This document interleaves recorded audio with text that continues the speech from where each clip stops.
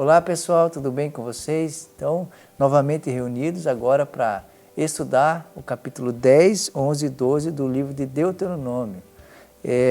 Algo que me chamou muita atenção lendo as Escrituras e lendo essa porção é que no capítulo 10, por várias vezes você vai ver Moisés, um pouco antes disso, falando, olha, não entrei na terra por causa de vocês, né? E ele cita de certa forma o erro do povo e que esse erro o afetou.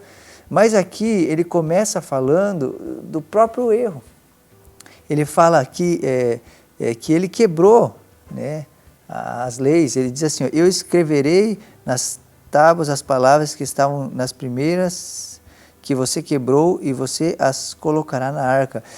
O versículo diz que você quebrou. É Moisés narrando e contando algo que ele mesmo fez e que de certa forma não era certo. Porque ele quebrou, ele se ira, né, com o povo e ele quebra as pedras, né?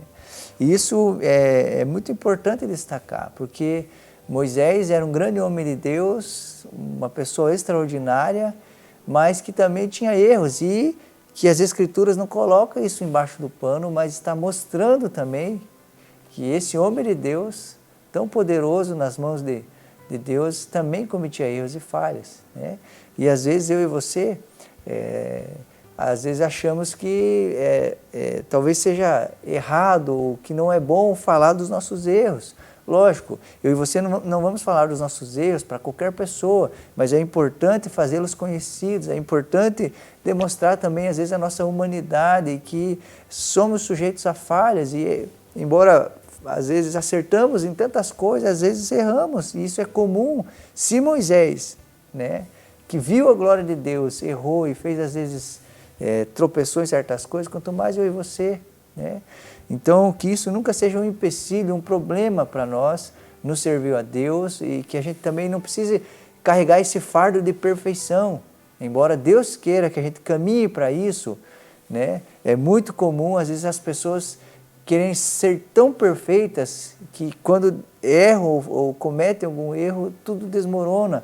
Eu e você servimos a Deus, mas também cometemos erros e falhas, e graças a Deus por Cristo Jesus, e nele encontramos reconciliação, perdão e aceitação, mesmo cometendo certas coisas. Outra coisa aqui é que ele fala então da separação da tribo de Levi para ministrar então ao Senhor, e algo que é importante destacar é que essa tribo não teria uma herança, mas que o Senhor seria a herança deles. Olha que coisa mais maravilhosa.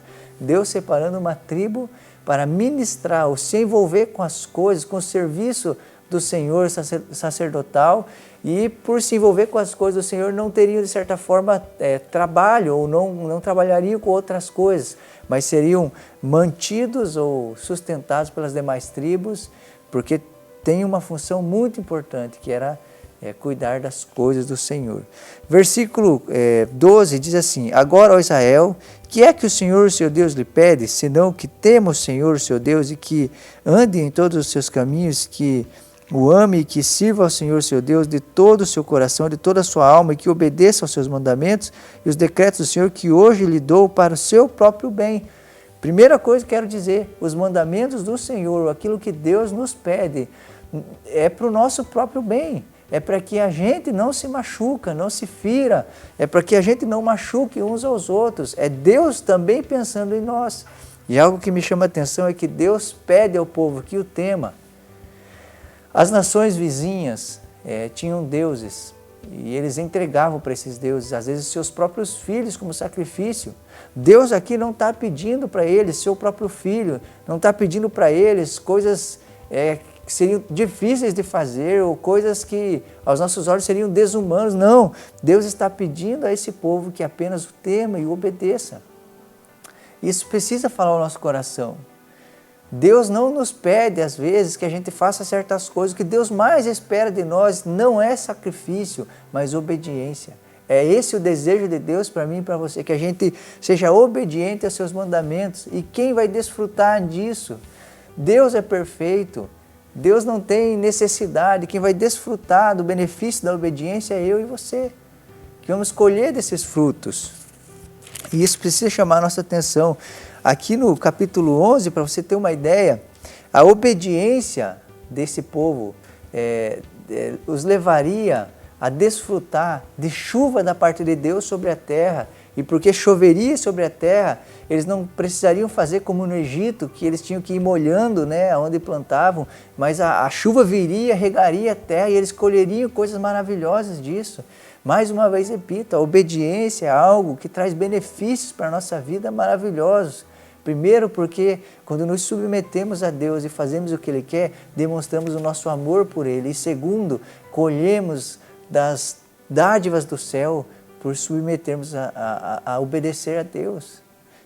Outra coisa que eu queria destacar aqui ainda no capítulo 11, aqui no comecinho, na verdade essa primeira parte do capítulo 11, você vai ver toda hora essa palavrinha, vocês viram. E o que eles viram? Vai dizer aqui, ó, a disciplina do Senhor, sua majestade, sua mão poderosa, seu braço forte. E ele vai continuar falando, né, narrando situações que o povo viu e contemplou.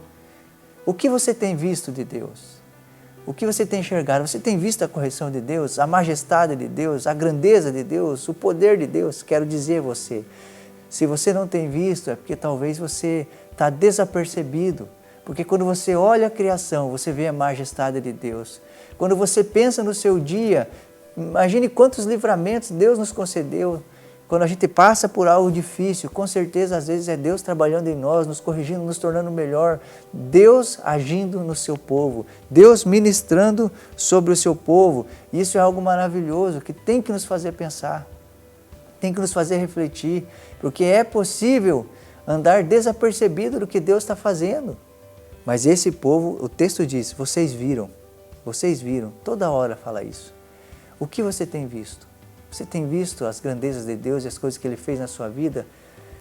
Porque se a gente não tem visto essas coisas, provavelmente a gente tem visto outras coisas.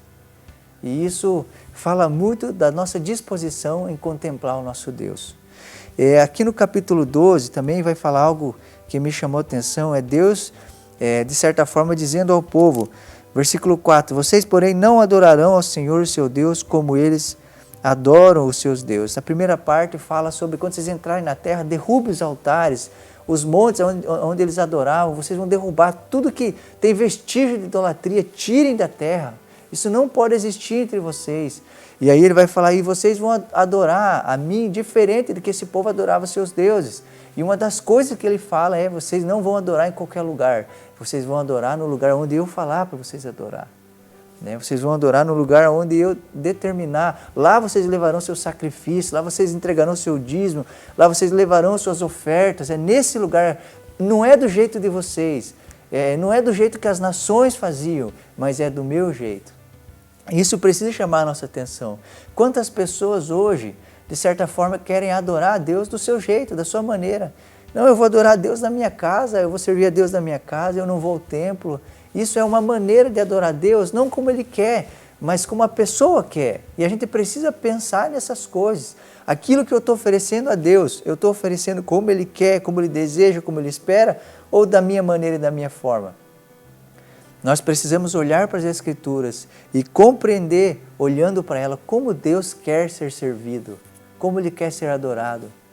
Deus deseja que a gente busque Ele em casa? É claro que sim, mas Deus também deseja que a gente se reúna como povo no templo e o adore, o cultue, e o busque e o sirva. Que essas coisas possam falar ao seu coração e que você jamais ande por aquilo que você acha, mas ande por aquilo que Deus quer e espera. Por isso a importância desse propósito de leitura da Bíblia, que nada mais é do que conhecer a vontade de Deus para nós. Que Deus te abençoe e até a próxima.